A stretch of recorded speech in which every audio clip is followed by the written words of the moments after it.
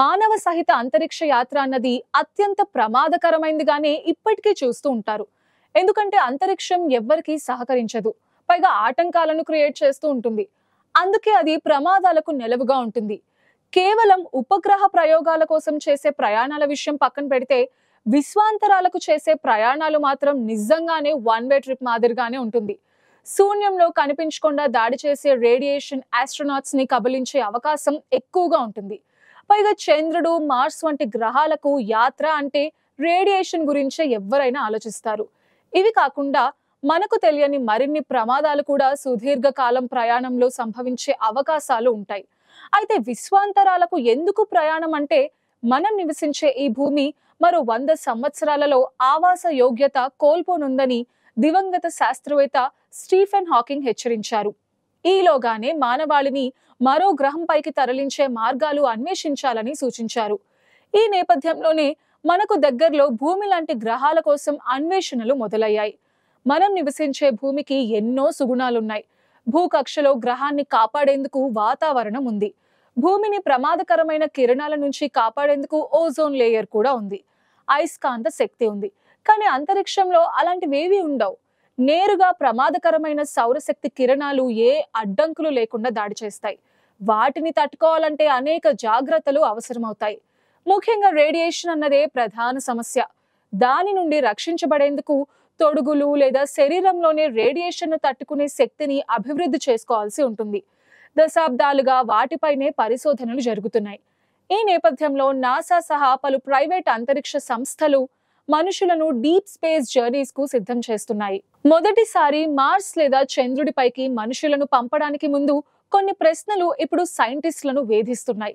భూమి నుంచి మార్స్ కి, తిరిగి మార్స్ నుంచి భూమికి మనుషులను సేఫ్ గా తీసుకురావడం అన్నది జరగాలంటే ఏ సమస్యలను పరిష్కరించుకోవాలి అనేది పెద్ద క్వశ్చన్. ఇందులోనే అనేక సమస్యలున్నాయి.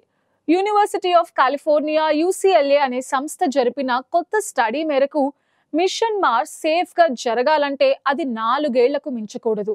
అంటే రాను పోను అక్కడి పరిశోధనలు అన్ని కలిపి కేవలం 4 years లోనే కంప్లీట్ చేయాలి. అంతకు మించినా తగ్గిన ఆటంకాలు ఎదురవుతాయి.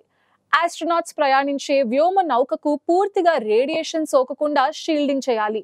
బయట నుండి లోపలికి 0 రేడియేషన్ ఉండాలి. మీకు తెలుసా, మార్స్ వెళ్లాలంటే కేవలం 2 ఏళ్లకోసారి మాత్రమే అవకాశం ఉంటుంది. అంటే ఆ టైంలోనే సూర్యుడి చుట్టూ తిరుగుతూ అవి ఒకదానికొకటిగా దగ్గరగా వస్తాయి. యాత్ర క్షేమంగా జరగాలంటే మిషన్ సరైన టైంలో స్టార్ట్ అవ్వాలి. అధ్యయనకర్తలు చెప్పిన దాన్ని బట్టి చూస్తే Mars mission solar activity peaks లో ఉన్నప్పుడే రాకెట్ లిఫ్ట్ ఆఫ్ జరగాలి. సూర్యుడి నుంచి ఈ ఉద్గారాలు వెలువడే సమయాన్నే సోలార్ మాక్సిమం అంటారు. సూర్యుడు గరిష్ట స్థాయిలో రెచ్చిపోయే సమయంలో సుదూర గెలాక్సీస్ నుండి దూసుకువచ్చే ప్రమాదకరమైన శక్తివంతమైన కణాలకు నిరోధం ఏర్పడుతుంది.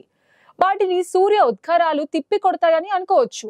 ఆ లోపుగానే వ్యోమనౌక సదరు ప్రమాదకరమైన వికిరణాలకు దూరంగా వెళ్ళిపోతుంది. అందుకే సోలార్ మాక్సిమం టైమే బెస్ట్ టైం అని అంటున్నారు UCLA పరిశోధకులు. ఎందుకంటే మార్స్ ట్రిప్ పూర్తవడానికి 4 సంవత్సరాల టైం అవసరం. మార్స్ ని మనం చేరుకునేందుకు 2 ఏళ్లకు ఒకసారి అవకాశం ఇస్తూ ఉంటుంది. అంటే ఆ టైంలో సూర్యుడి చుట్టూ తిరిగే భూమి, అంగారక గ్రహం తమ కక్షల ద్వారా దగ్గరకు వస్తాయి. దగ్గర అంటే దాదాపు ఒక కాంతి సంవత్సరం అని చెప్పుకోవచ్చు. కిలోమీటర్ల లెక్కలో అయితే 62.07 మిలియన్ కిలోమీటర్లుగా చెప్పుకోవచ్చు. అది ఎప్పటికప్పుడు మారుతూ ఉంటుంది. నిజానికి ఆ టైంకి లెక్కలు కట్టి ప్రయాణం స్టార్ట్ చేయాలి.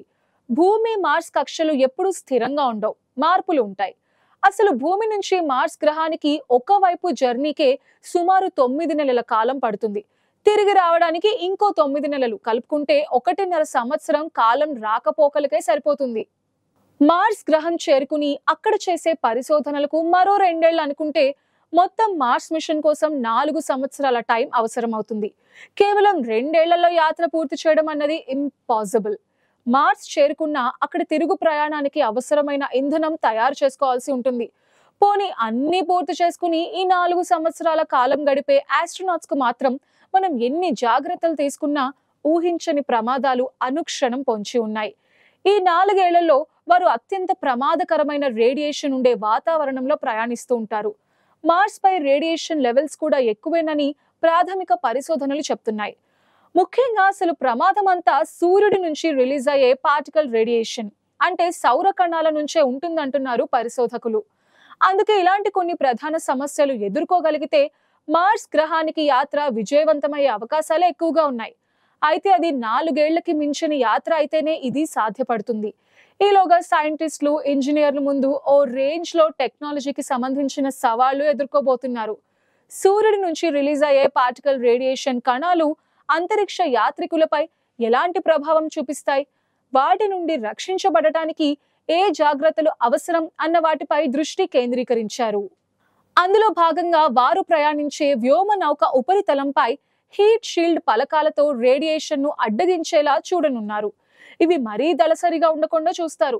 వాటి సైజ్ పెరిగితే ప్రయాణ మార్గంలో అవి ఢీకొనే కణాల నుంచి రేడియేషన్ గ్రహించి తర్వాత అవి కూడా రేడియేషన్ కేంద్రాలుగా మారే అవకాశం ఉంటుంది. దాంతో ప్రయాణికులకు సెకండరీ రేడియేషన్ సమస్యలు వస్తాయి. వాటిని నిరోధించడం ఎలా అన్నదానిపై అధ్యయనాలు జరుగుతున్నాయి. మార్స్ మిషన్ ప్రయాణికులు లేదా వ్యోమగాములు ఎదుర్కోబోయే 2 సమస్యలు ప్రధానంగా ఉంటాయంటున్నారు అధ్యయకర్తలు. ఒకటి, సూర్యుడి నుంచి రిలీజ్ అయ్యే solar energetic particles. 2, galactic cosmic race.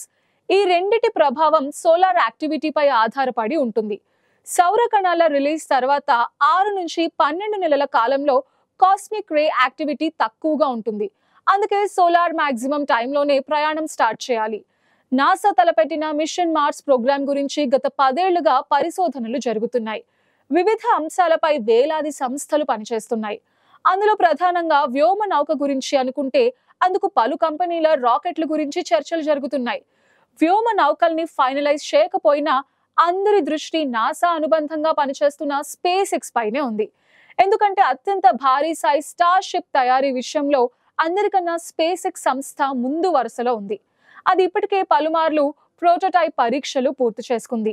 మొన్నటికి మొన్న స్టార్ షిప్ 8 పేరుతో జరిగిన చివరి ప్రయోగం పాక్షికంగా సక్సెస్ అయింది.